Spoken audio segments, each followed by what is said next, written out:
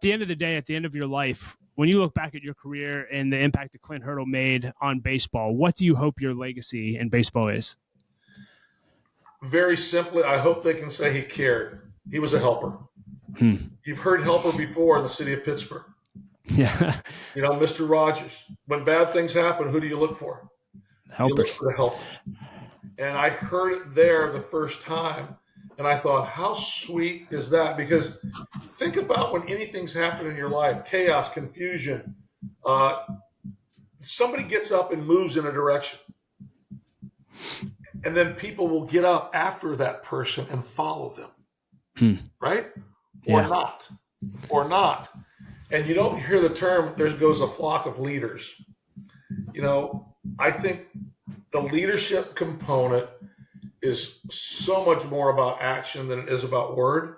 And I've had the ability to talk, and my players will tell you sometimes I talk too much. And I tried, actually, there was times and years I would say, I need to say more by talking less.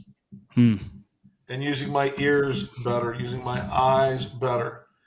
And I just want to be a helper. I want to be of service. One of the hurdleisms is I'm honored to serve and I'm humbled to help. But that's it. God's not going to ask me, hey, how many games did you win as a manager? I'm going to say, I don't know. You blessed me with 2,600 games as a manager. Thank you. And hopefully there's some guys up here I can see running around at some point that we walk to your door. That we led to Christ by the chair that you gave me. That chair came from him. I know other people, Neil Huntington and Bob Nutting and Frank Cooley made the decision. But truthfully, at the end of the day, in my mind, God wanted me in Pittsburgh for a reason. God wanted me in Colorado for a reason. God wanted me home for a reason. So I want to be a helper. And I want to be somebody that can say, you know what, he really cared. Yeah. I forget if it was in our interview or maybe I heard you speak somewhere, but I love how you always say, when you were the manager of any team, you said, if God wants me in that seat, there's not a person on the planet that can stop me from being in it. And if God doesn't want me in that seat, there's not a person that can stop that from happening either. And I think I speak on behalf of all Pittsburgh people that we're very grateful that God put you in that seat in Pittsburgh for the years you were here. Well, my family, we love the Burgh. We love people. There's so many people we're still close to. We're going to find our way back a few times this year, and hopefully I'll get to see a lot more people, shake some hands, and throw out some hugs for those that like to be hugged. Yep. And hey, as long as we're aware, that's hilarious. As soon as we're aware of it, we'll be sharing all that details as well. And we'll include links to Clint's book in the show notes. Clint, last question, and I'll just leave it open-ended then. I didn't get to ask you, but I wanted to. You mentioned, I think you've been journaling for, 15 or 30 years. I forget the exact number of years. I'm a huge journaler, been journaling for 20 plus years. So I'm always fascinated by people's process. Like, what does journaling look like in your life? And what do you do with your journals when you're done with them? Journaling has been important to me. I'm a note taker. That's how I got through school. That was my mode of studying.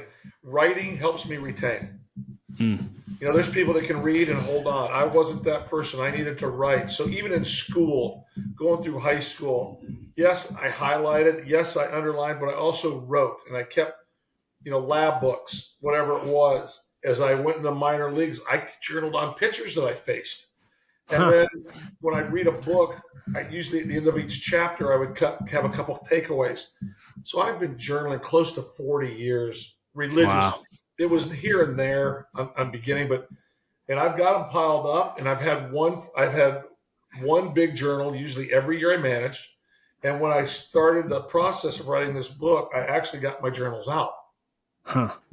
And went back to 2002 in Colorado, 2007 in Colorado, the year I got fired in Colorado, the year in Texas, time in Pittsburgh. I have a bunch of them lined up on the other side of this office over here. They're at my beck and call, and I still go through them. And one of the things I do right now is when I get on X in the morning and I share those thoughts from AMI or it's a happy hump day, whatever it is, it's me walking through a journal, and it could be 2012. It could be 2007. On that lesson that day, and I'm just sharing something that impacted me. And it's not just, I had a coach that would highlight things, and I finally said, why don't you just buy the book with yellow pages? Because you highlight everything in the book. But I would try and keep it to bullet points. And that's what I've always tried to do, and keep it to bullet points. But today, I get a journal every year from a good friend of mine.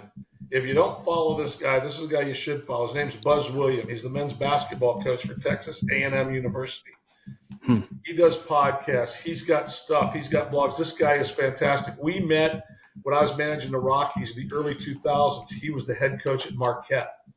Wow. Then he went to Virginia Tech. But he sends me a journal every year that just the front up says "Get Better," and then he writes an inscription on the inside. But I have one big journal I work off every year, and then I usually have a couple other books that go with it. That's amazing. Anything else you want to share with us today, Clint? Appreciate your time. Well, I know that I'm better journaling in the morning than I am in the afternoon, but I still do it in the afternoon. And at night, I don't journal too much at night. That's my sit-down time. It's my unwind time. It's my time to kind of reflect and just really be the best person I can be in the house and do whatever needs to be done and just be present with my kids and with my wife. The one thing I probably would be compelled to share on the way out is, as I've gotten older, I'm going to more funerals now than I'm going to weddings. And,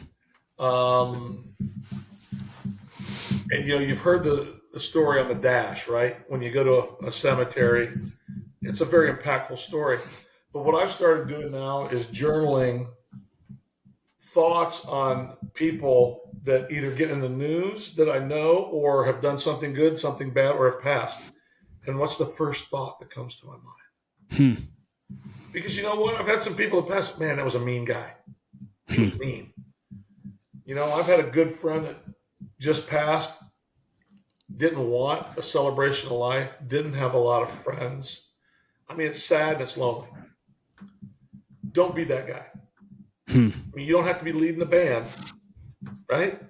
Yeah. You don't have to be leading the band. But even with Maddie, I share with Maddie all the time, Maddie, if you want a friend, be a friend first. And that's basically, times are hard right now. We just went through 2 hurricanes on this island. People got wiped out. People are still not back in their homes. Some people will never be back in their homes. And it was amazing how this community rose up, like most communities do. The California fires, you see what's going on now. It's service before self. The Rotary Club had it way before any of us.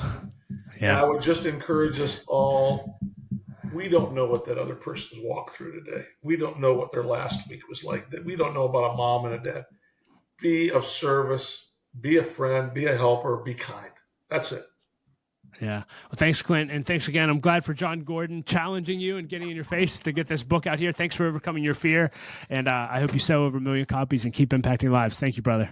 Thank you so much, Doug. Much love to you, Doug, and your family. Can't wait to see you in May. See ya.